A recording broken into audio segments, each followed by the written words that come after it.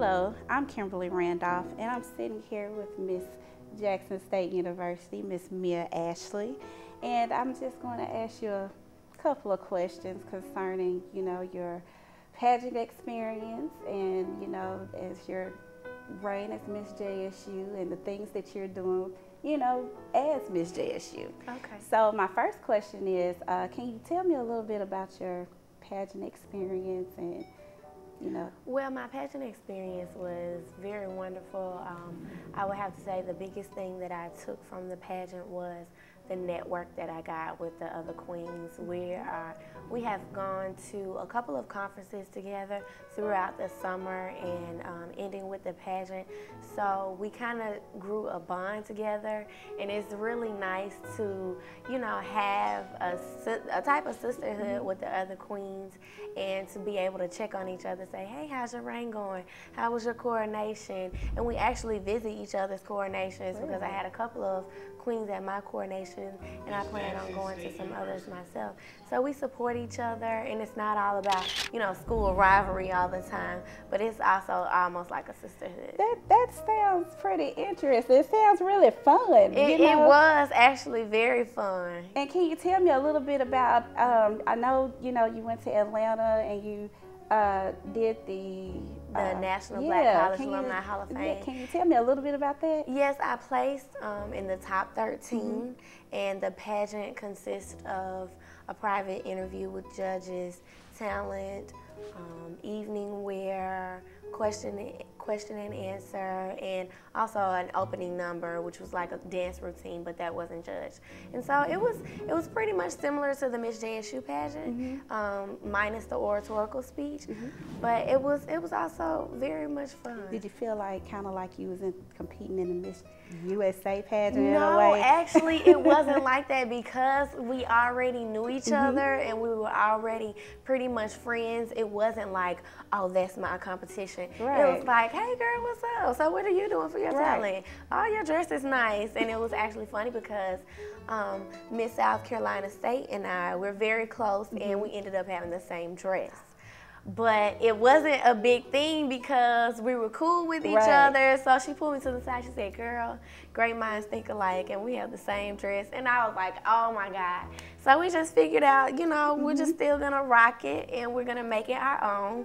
And so it was still a great opportunity. And can you tell me how life has been since you've been crowned Miss JSU?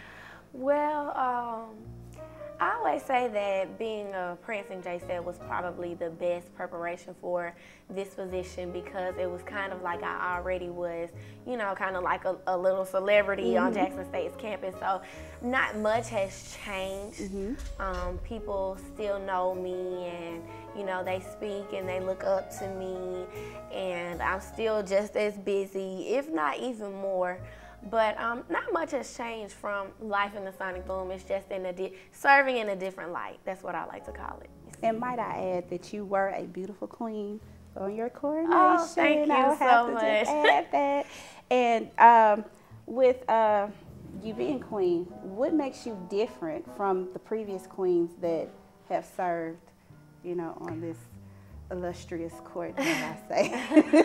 Well, I would have to say one thing that probably makes me different is the legacy that I'm trying to leave.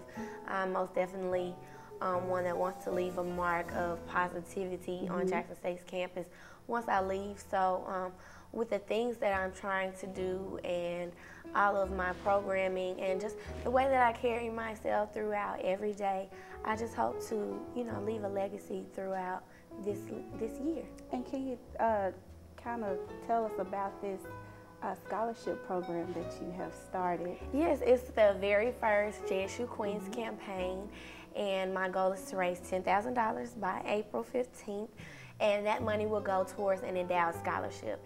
And what an endowed scholarship is basically this money will be put into a certain account where you can give scholarships, and it will collect money, and it will be here as long as Jackson State is here.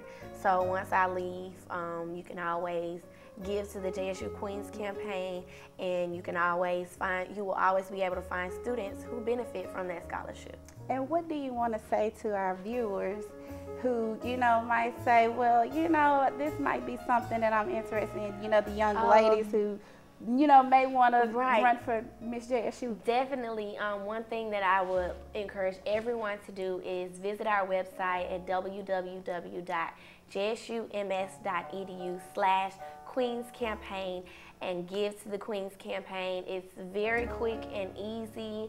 You can, I like to say a minimum, please give a minimum of $5. Sacrifice a $5 footlong from Subway and give to Jackson State. But you can, the maximum, the sky's the limit, give. I like to say, choose to give to Jackson State. I did. So please give to the JSU Queens Campaign. And basically my goal for the future Queens is not only will they carry this on and continue to raise money for this scholarship, but to raise the bar, not $10,000 next year, maybe $15,000.